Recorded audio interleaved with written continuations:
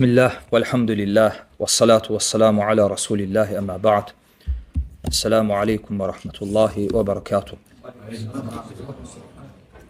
Ve sonra İmam Ebu Bakır, Ahmed bin İbrahim el-İsmaili rahmehullah, rəhbərlərə itayət və onlara qarşı üsyan qaldırmamaq mövzusuna toxunur. Və bu mövzu da bilirsiniz ki, Əhl-i Sünnənin etiqad əsaslarından birisidir. Və bu məsələ Əhl-i Sünnəni digər firqələrdən ayıran məsələlərdən birisidir. Usul məsələlərindəndir. Hansı ki, bu məsələ ilə Əhl-i Sünnə digər firqələrdən ayrılıb. Və ümumiyyətlə, rəhbərlərə itayət məsələsi önəmli məsələlərdəndir. Çünki müsəlman rəhbərə itayətdə böyük faydalar var, böyük məqsədlər var. Təsəvvür edin ki, şəriət səfərə çıxan 3 nəfər olsa, içlərində birinin əmir seçilməsini əmr edir. Və bu sünnə ilə sabitdir. Məsələn, 3 nəfər, 4 nəfər səfərə çıxsa, gərək içlərindən biri həmin səfər vaxtı əmir ola, rəhbər ola. Hətta ixtilaflı məsələlərdə o hökm verə, onun sözünə qaydıla. Və Şeyxülislam rahmehullah bu sünnədən, yəni səfərdə əmir seçmək sünnədir. Şeyxülislam rahmehullah bu sünnədən bu faydanı çıxarır ki, əgər səfər vaxtı qısa bir müddətlik, məsələn, bir günlük, yarım günlük səfərə çıxırsan, əgər səfər vaxtı qısa bir vaxt ərzində 5-6 nəfərin başsız qalmasını icazəli görməyən şəriət necə ola bilər ki, bir cəmiyyətdə milyonlarla insanların başsız qalmasını rəva bilsin? Mümkündür bu? Mümkün deyil. Ona görə insanlar üzərində bir rəhbərin olması bu şəriətin məqsədlərindəndir. Bu həm evin içində belədir. Məsələn, bir evdə ev başçısı olmasa evin halını düşünün. Əgər balaca bir evin içində vəziyyət belədirsə, görün cəmiyyətdə necə. Lakin Əhl-i Sünnətə görə rəhbər kimdir? O rəhbər həqiqi rəhbərlərdir. Xəyali rəhbərlər deyil. Bu nə deməkdir? Əhl-i Sünnə bununla həm rafizilərdən, həm də xavaricilərdən seçilir. Çünki xavaricilər etiqad edirlər ki, rəhbər olmalıdır və görürsən ki, hansısa bəldədə, hansısa küçədə, hansısa qəsəbədə, hansısa məhəllədə öz işlərindən birini rəhbər təyin edirlər. Yəni, rəhbər var. İnsan mövcuddur, düzdür? Lakin heç bir səlahiyyəti yoxdur. Sadəcə olaraq addır ki, biz filan məhəllədə yaşayırıq, filan qəsəbədə yaşayırıq və o qəsəbədə mütləq bizim rəhbərimiz olmalıdır. Kim? İçimizdən seçək birini. Məsələn, seçdik Həsəni. Lakin o Həsənin o məhəllədə, o qəsəbədə sözü keçir, söz sahibidir, o qəsəbə onundur.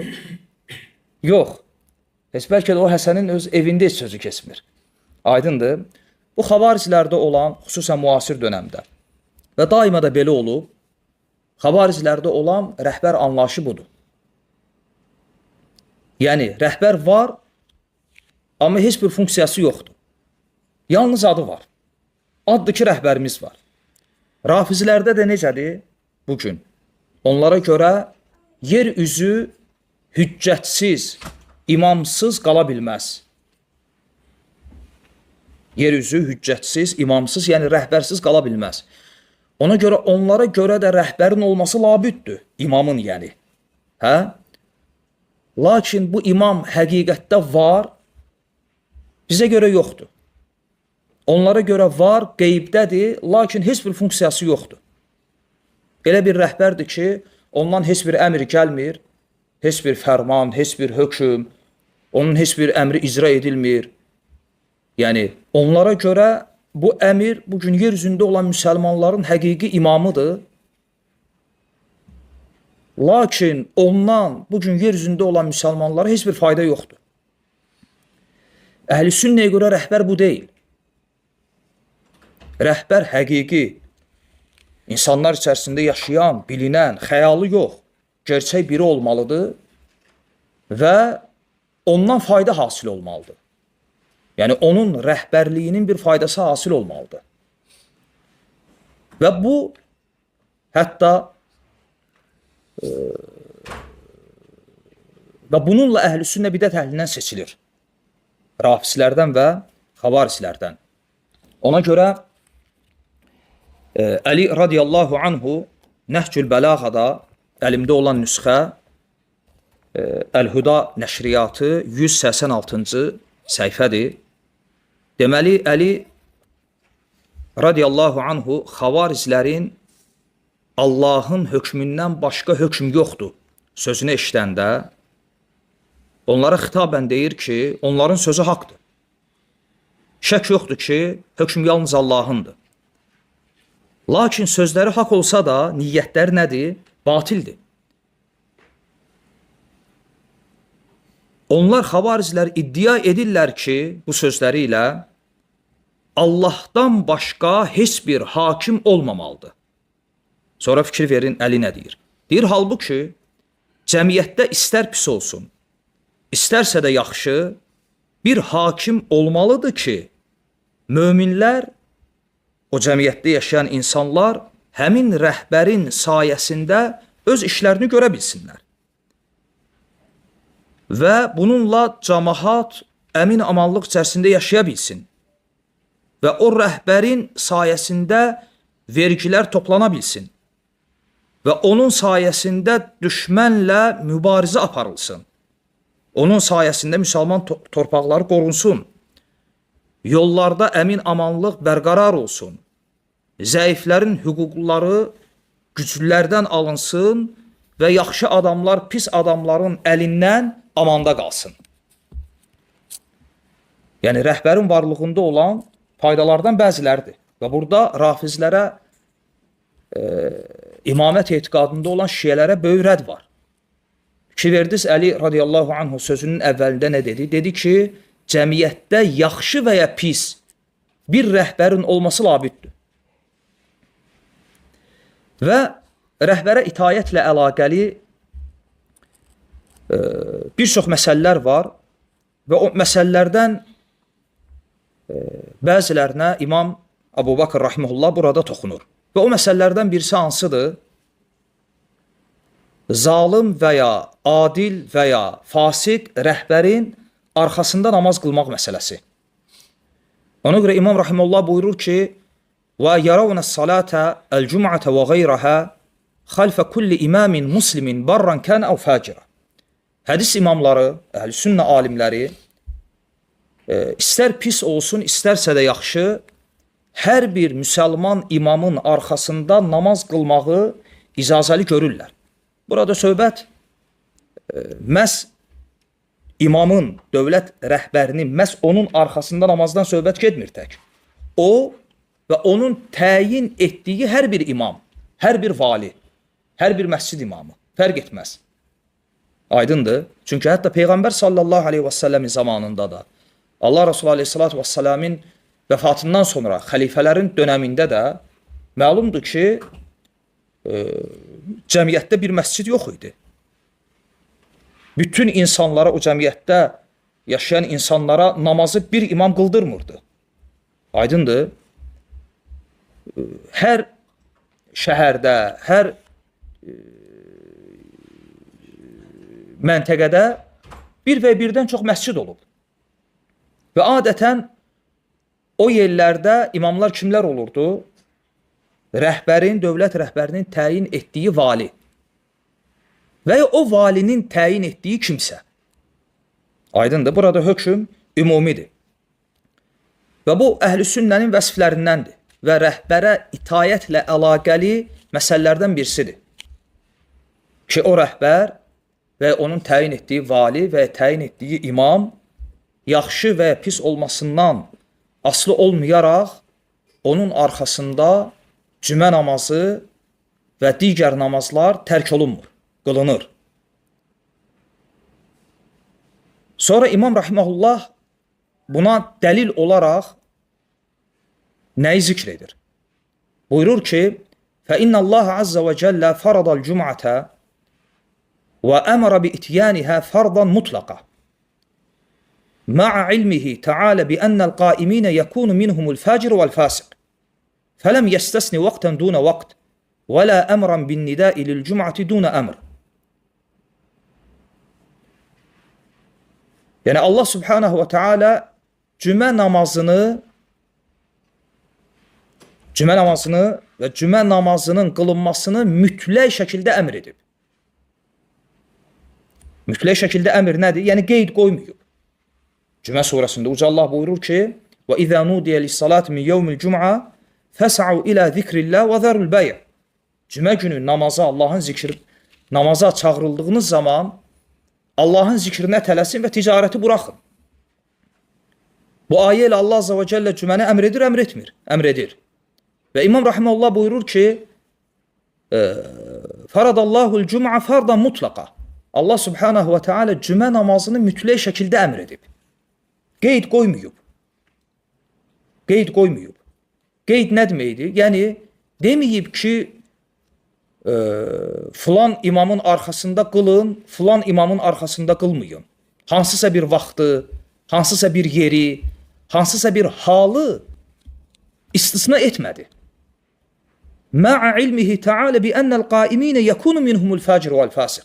Halbuki Allah Azza və Cəllə bilirdi ki, bu gələcəkdə bu cümə namazını, bu namazları ümumiyyətlə qıldıranlar içərisində, o imamlar içərisində fasiqlər də olacaq, bidətçilər də olacaq, yaxşılar da olacaq, günahkarlar da, asilər də olacaq. Bunu bildiyi halda Allah Subhanahu və Teala hansısa vaxtı, hansısa halı istisna etmədi, mütləq olaraq cümə namazını nə etdi? Əmr etdi. Və bunu İmam Rahiməhullah dəlil olaraq zikr edir. Və həmçinin sələfin biz həyatına baxanda da bunu görürük ki, sahabələr, məsələn, Abdullah ibn Ömər, Ənəs ibn Məlik və digərləri Həccac ibn Yusufun Əs-Səqafinin arxasında namaz qılırdılar. Və Həccac ibn Yusuf Əs-Səqafi də zalim, fasik birisi olub, hətta küfründə ixtilaf olub. O dərəcədə zalim olub, o dərəcədə fasik olub. Lakin onun arxasında sələflər namazı tərk etməyib. Və bəzi sahabələr, Ənəs ibn Məlik kimi, Abdullah ibn Umar radiyallahu anhum kimi sahabələr onun zamanda yaşayırdılar və arxasında namaz qılırdılar. Və həmçinin Peyğəmbər sallallahu aleyhi və səlləm belə olacağını xəbər vermişdi. Bir hədisdə buyurur ki,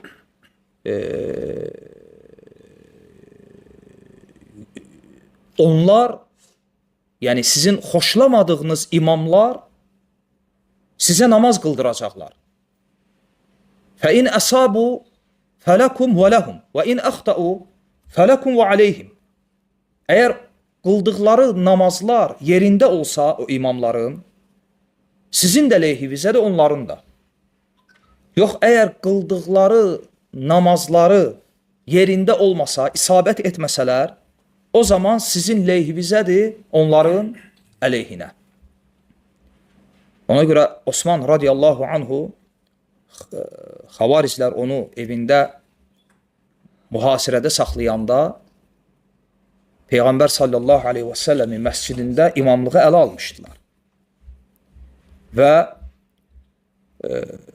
gəlib Osmandan soruşanda ki, onların arxasında namaz qılaq ya qılmayaq, Osman radiyallahu anhu bu hədisi onlara oxudu.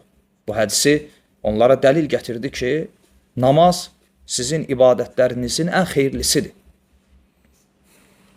فَاِنْ أَصَابُوا فَلَكُمْ وَلَهُمْ. Əgər onların namazları yerindədirsə, həm sizin, həm də onların özlərinin leyhinədir. وَاِنْ أَخْتَأُوا فَلَكُمْ وَعَلَيْهِمْ. Əgər namazları yerində deyilsə, onların əleyhinə sizin leyhinizədir. Yəni, namazları tərkiləməyin, namazları qılın. Görün hansı vəziyyətdə?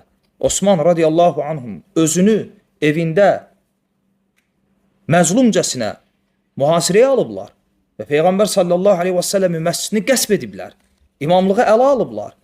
Belə bir vəziyyətdə Osman radiyallahu anhu deyir ki, belə bir vəziyyətdə arxasında namazı tərk etməyib. Əgər məsələ belədirsə, təsəvvür edin, normal bir cəmiyyətdə o cəmiyyətin rəhbəri tərəfindən təyin olunmuş imamın arxasında namazı tərk etmək necə? Hansı ki, o rəhbərə qarşı üsyan qaldırmayıb, hansısa məscidi qəsb eləməyib, aydındır. Və ümumiyyətlə, bunu da bilin ki, məscidləri tərk etmək heç vaxt əhl-i sünnə vəsf olmayıb. Heç vaxt əhl-i sünnə tarix boyu, bütün əsillər boyu namazları, yəni məscidi tərk etməklə tanınmayıblar.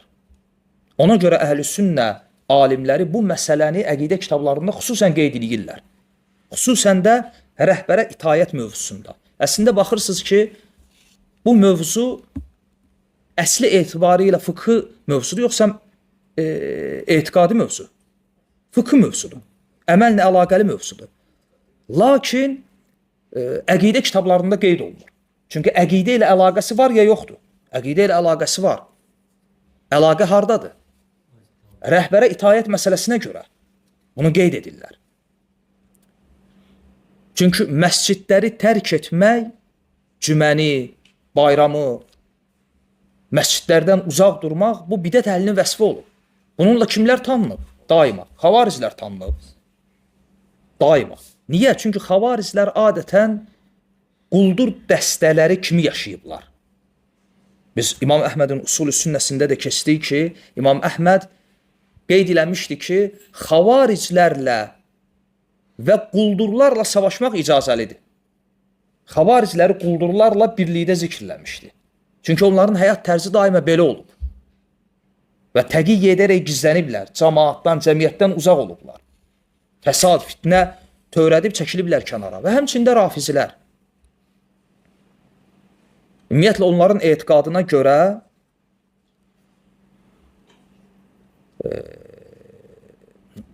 cümə namazı yalnız və yalnız məsum imamın və ya onun naibinin arxasında və ya onun təyin etdiyi şəxsin arxasında səhihdir. Əks halda yox. Silsiləyə fikir verin. Onlar etiqad edirlər ki, onlarda sabit qaydadır. Cümə namazı kimin arxasında icazəlidir? Məsum imamın. Yaxşı, məsum imam yoxdur. Bayaq ki, məsələ xəyalidir. Yoxdur. Hətta etiqad etsələr də ki, o var, amma qeybdədir. Yəni, ondan sənə heç bir fayda yoxdur. 1000 ildə otur gözlə. Hə? 1000 ildən artıqdır gözləyirlər və bu müddət ərzində bəlkə də bir 20 nəsil artıq gedib gözləyə-gözləyə. Hələ də gedəcək.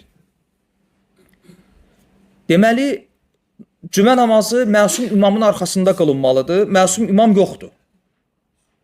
Ya da məsum imamın naibi, yer üzündə olan.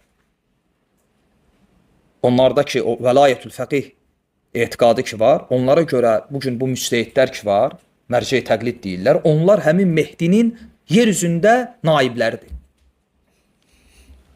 Ona görə adətən onlar İranda, İraqda qılınan cümə namazlarını səhih görürlər.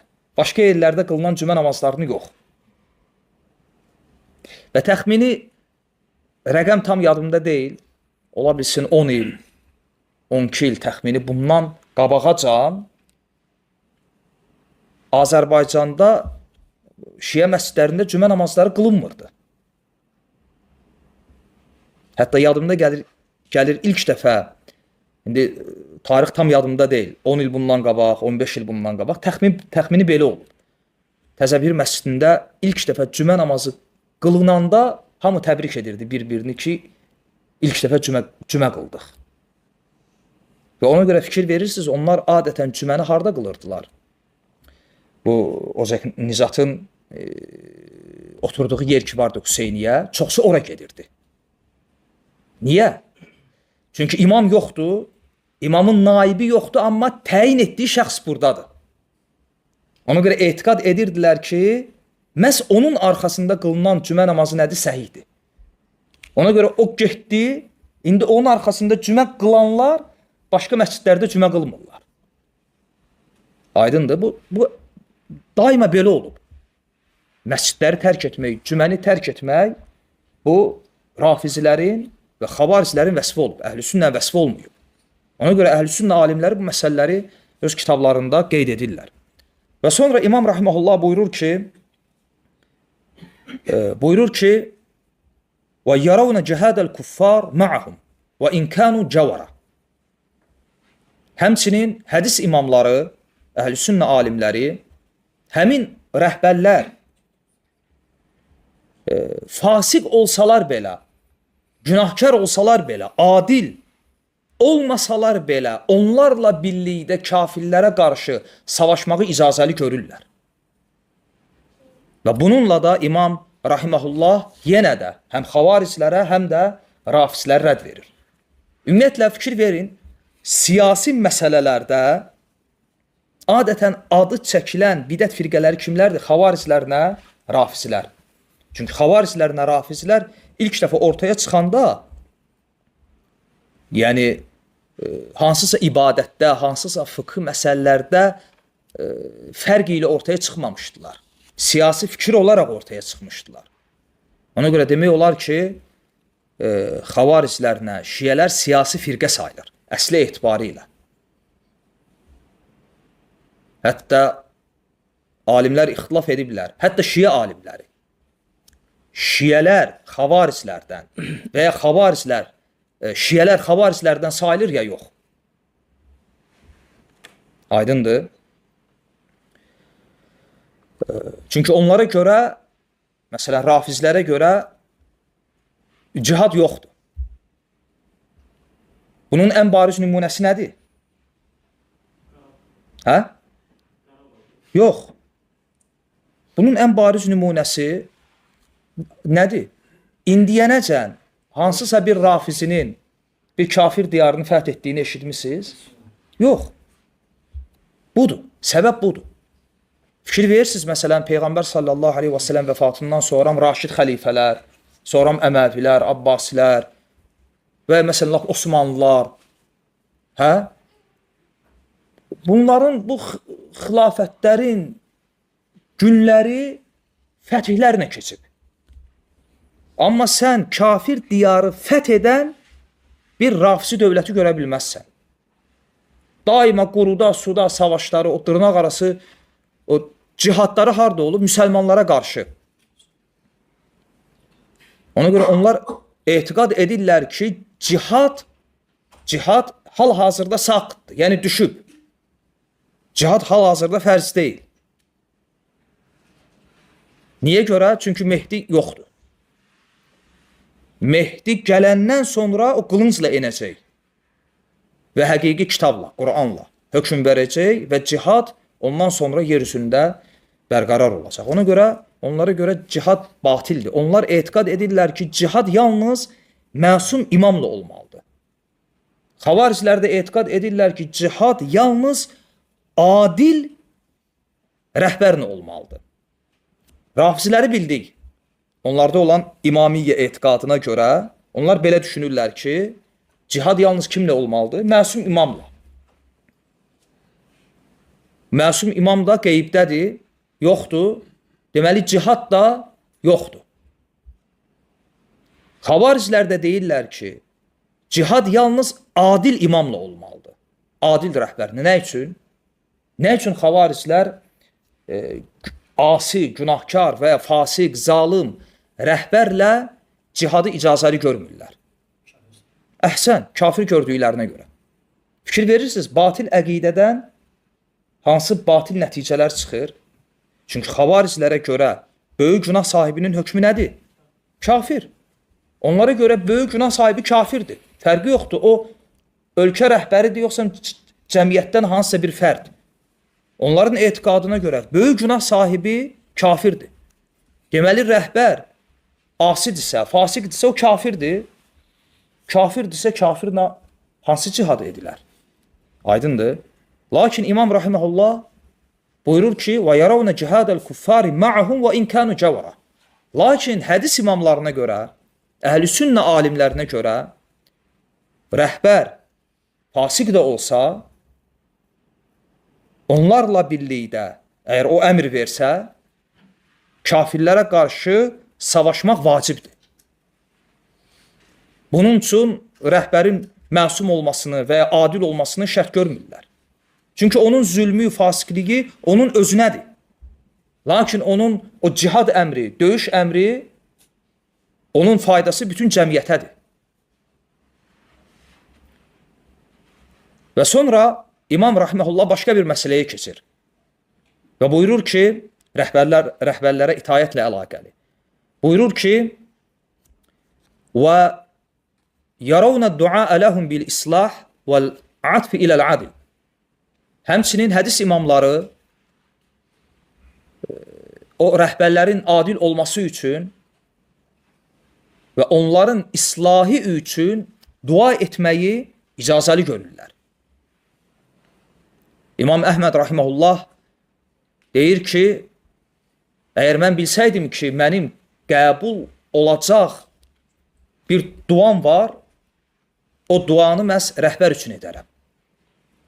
İmamdan səbəbini soruşanda, çünki deyir ki, onun islahı bütün cəmiyyətin islahıdır.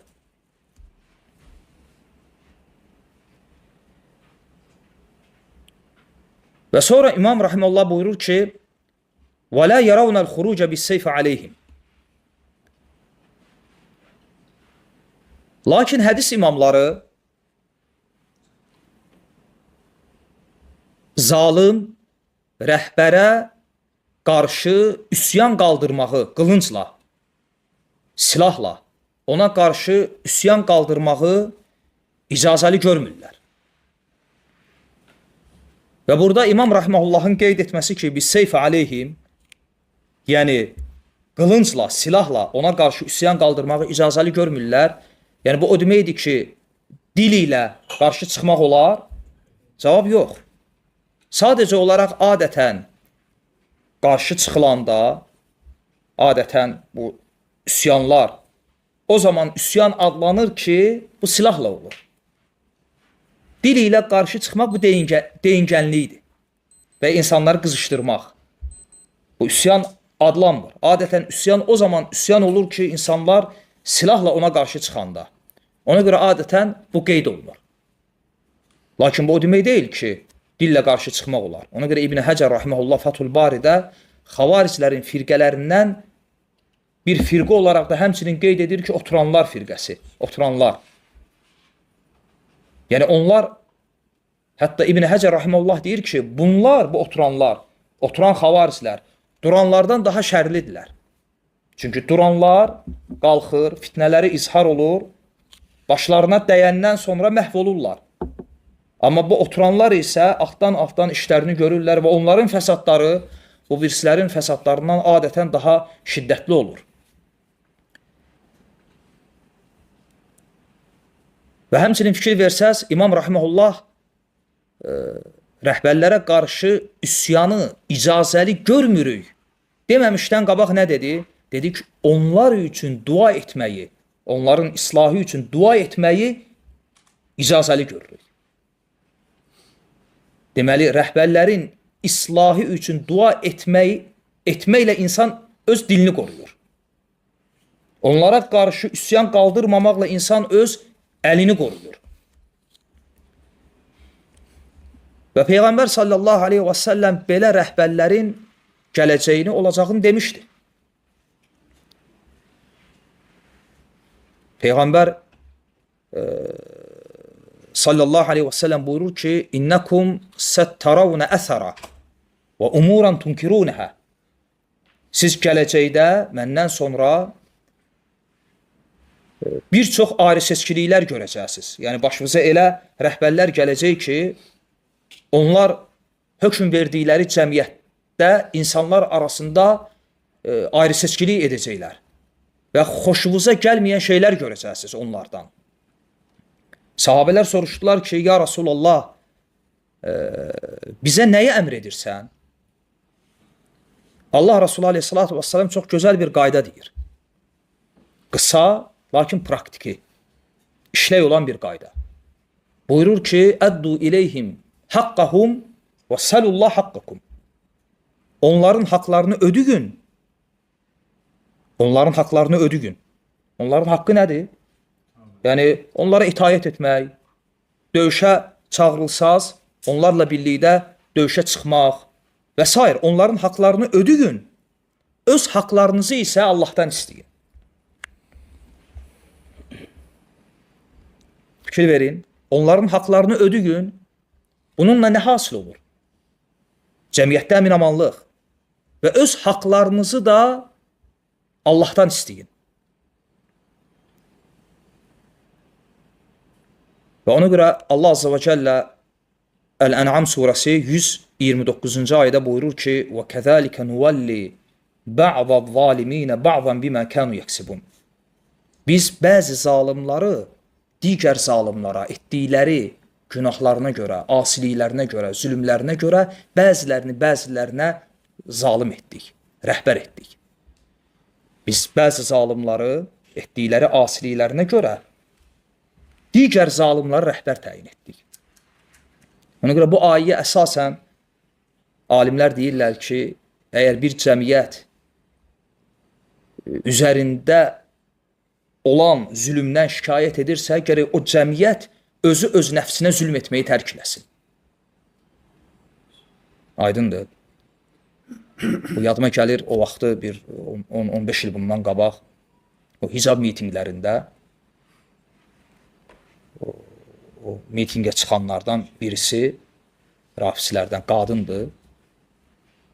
Qışqırır, söyür və həmin anda qayıdır deyir ki, ya Mehdi, hardasan, görmürsən ki, sən şiyələrin nə gündədir falan, Mehdini köməyə çağırır. Və bu ora çıxıb nə üçün? Yəni zülmü aradan qaldırmaq üçün. Amma özü ən böyük zalim deyə yox. Bu aləm bunun fərqində deyil. İnnə şirkə ləzulmun azim. Şirk ən böyük zülmdür. Bu adam müşrikdir. Bu adam şirki ilə ən böyük zalim deyə yox. Bu adam zülmü ilə ən böyük zalimdir, amma ora çıxıb nə üçün? Öz fikrinə görə. Hansısa zülmü aradan qaldırmaq üçün. Əgər bu cəmiyyətdə aradan qaldırılası zülm varsa, elə birinci sənsən. Bu cəmiyyətdə aradan qaldırılası zülm varsa, birinci elə bu əqidədir, bu şirkdir. Bundan böyük zülm yoxdur. Ona görə Uca Allah buyurur ki, وَكَذَلِكَ نُوَلِّي بَعْضَ الظَّالِمِينَ بَعْضًا بِمَا كَانُوا يَكْسِبُونَ. Biz etdikləri asiliklərə görə bəzi zalimları bəzilərinə nə edirik? Rəhbər edirik. Bu ayəyə əsasən alimlər deyirlər ki, əgər bir cəmiyyət üzərində olan zülmdən şikayət edirsə, gərək özü öz nəfsinə zülm etməyi tərk eləsin. Bayaq dediyim kimi. Lakin ümumiyyətlə rəhbərə qarşı çıxmaq məsələsi əslində bəzi sələflərin məzhəbi olub. Yəni zalim rəhbərə qarşı çıxmaq. Xüsusən tabiin dönəmində bəzi hadisələr olub, bəzi fitnələr olub. Məsələn, İbn Əşhasın fitnəsi kimi. O vaxtı Şabi, İmam Ən-Nəxai, Səid ibn Cübeyr, Mücahid və bəzi sələfdən bəzi alimlər Əşhasın fitnəsinə girmişdilər. Ona görə Şeyxülislam İbn Teymiyyə rəhməhullah deyir ki, zalim rəhbərə qarşı çıxmaq sələfdən bəziləri bu fikirdə olub. Lakin bu elə bir məsələdir ki, tarixdə belə bir misal görülməyib ki, haçansa, hardasa, nə vaxtsa bu olsun və bunun nəticəsində fayda hasil olsun. Bu olmayıb. Ona görə Şeyxülislam rəhməhullah deyir ki, bunun nəticəsində əhl-i sünnədə icma bərqərar oldu ki, zalim rəhbərə qarşı çıxmaq icazəli deyil. Və bu icma hasil olandan sonra bu icmaya qarşı çıxmaq icazəli deyil. Və bəzi alimlər isə deyirlər ki, yox, bu icma elə əvvəldən olub. Sahabə dönəmindən olub bu icma. Zalim rəhbərə qarşı çıxmaq olmaz. Bu icma sonradan hasil olmayıb. Bu elə sahabə dönəmindən olub. Lakin bu icmadan bəziləri bir xəbər olub tabiinlərdən. Bəziləri bixəbər olub və sonra bu icma yenə də əhl-sünnə arasında, hədis imamları arasında bərqərar olub və öz yerini tapıb. Və sonra İmam Rahimehullah buyurur ki, burada bir çox məsələyə toxunur, ona görə çox uzatmaq istəmirəm, qısa-qısa keçmək istəyirəm. İmam Rahimehullah deyəndə ki, وَلَا يَرَوْنَ الْخُرُوجَ بِالسَّيْفِ عَلَيْهِمْ hədis imamları onlara qarşı silahla üsyan qaldırmağı icazəli görmürlər. وَلَا الْقِتَالَ فِي الْفِتْنَةِ həmçinin hədis imamları, əhl-sünnə alimləri fitnə savaşlarını da icazəli görmürlər. Fitnə savaşlarını da icazəli görmürlər. Peyğəmbər sallallahu aleyhi və səlləmdən çox hədislər varid olub. Fitnə savaşlarından, fitnə vaxtı savaşlardan uzaq durmaqla əlaqəli. Fitnə savaşları nədir?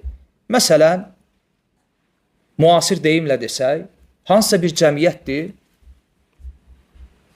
Bir də görürsən ki, o cəmiyyətdə, məsələn, vətəndaş müharibəsi qalxdı. Cəmiyyətdə, müsəlmanların yaşadığı bir yerdə vətəndaş müharibəsi başladı. Bu savaşın adı nədir? Fitnə savaşı deyil. Bu fitnə savaşıdır. Və əhl-i sünnəyə görə وَلَا يَرَوْنَ الْقِتَالَ فِي الْفِتْنَةِ fitnə savaşlarına girməyi əhl-i sünnə icazəli görmür. Bir yerdə fitnə varsa, oradan uzaq durmalısan.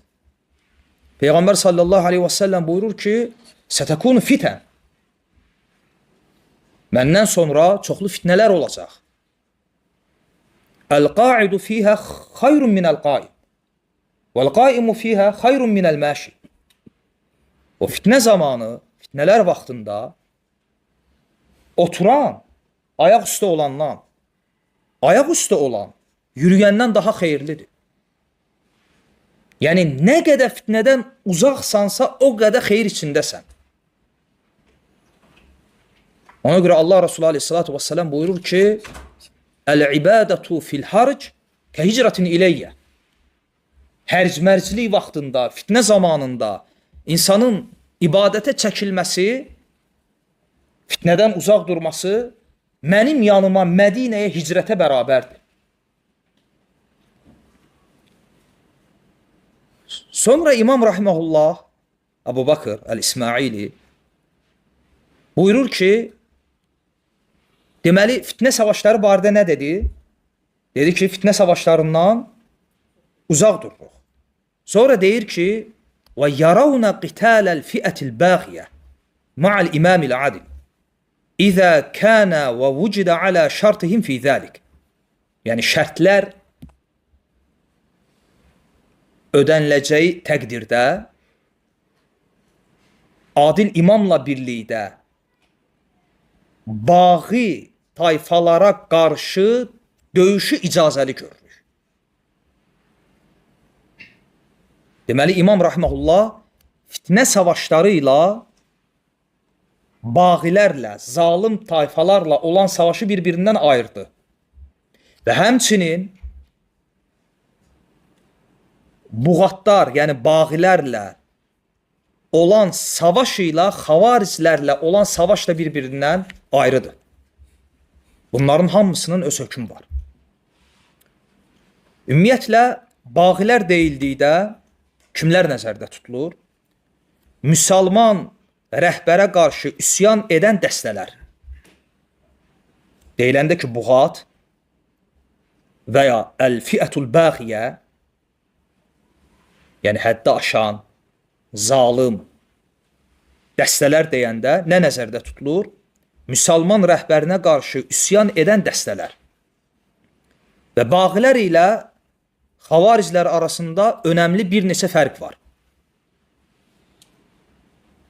Bu səbəbdən rəhbərə qarşı üsyan edən hər dəstə xavaric adlanmır. Fikir verirsiniz? İmam Rahimehullah demədi ki, xavariclər, dedi ki, əl-fiatul bəğiyə. Bəzi alimlər olub fəqihlərdən xüsusən, onlar fərq görməyiblər. Lakin bu böyük xətadır. Yəni, xavariclərlə bağilər arasında fərq var. Ona görə hər müsəlman rəhbərə qarşı üsyan edən dəstə xavaric dəstəsi adlanmır. Xavariclər kimlərdir?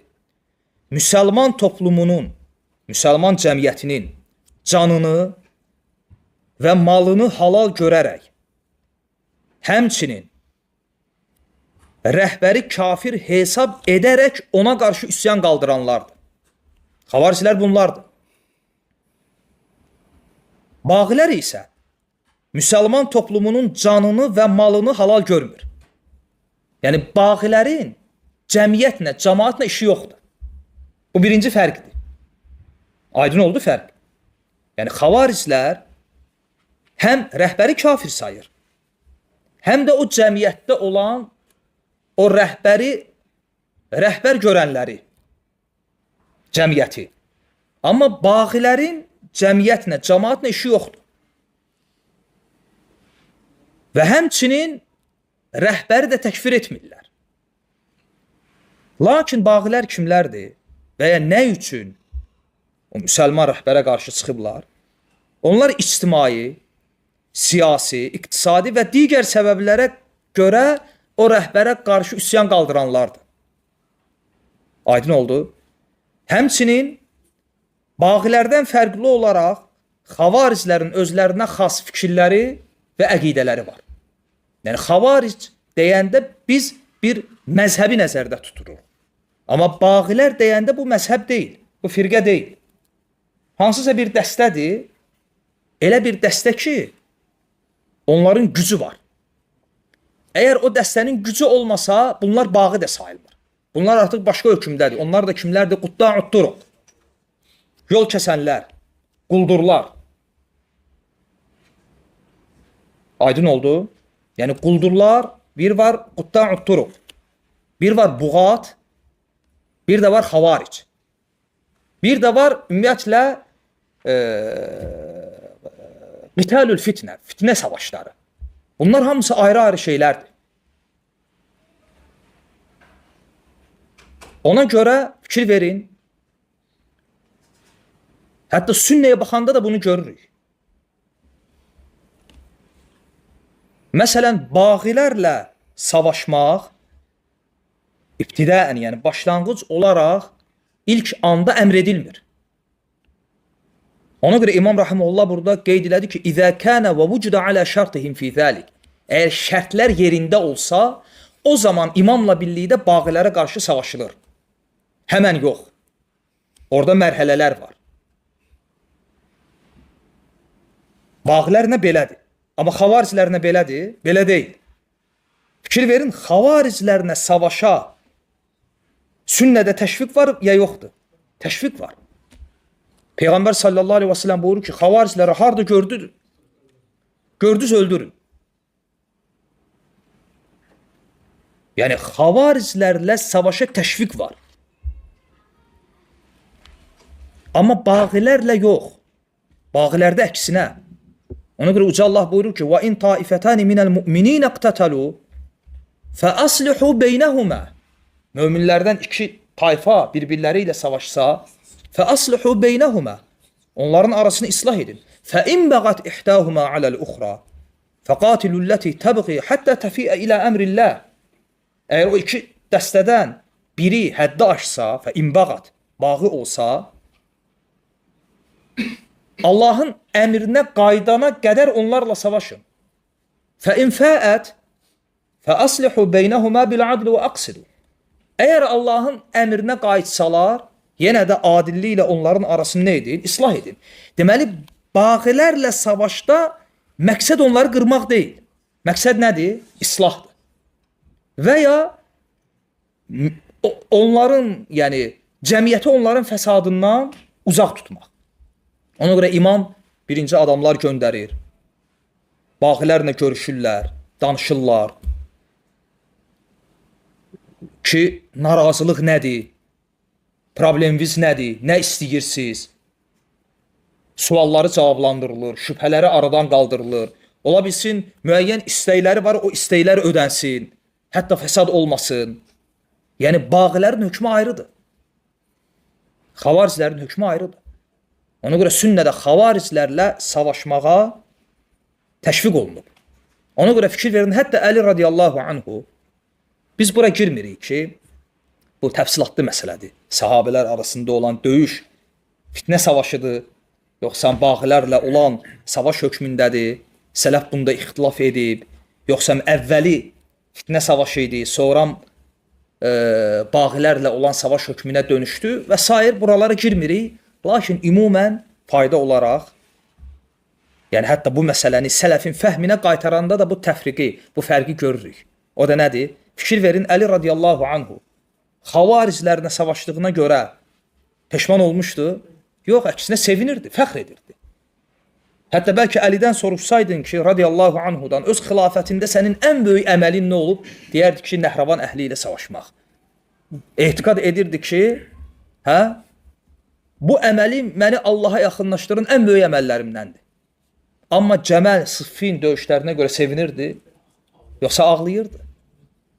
Fikir verirsiniz, sələf belə bu döyüşlər arasında fərq qoyurdu.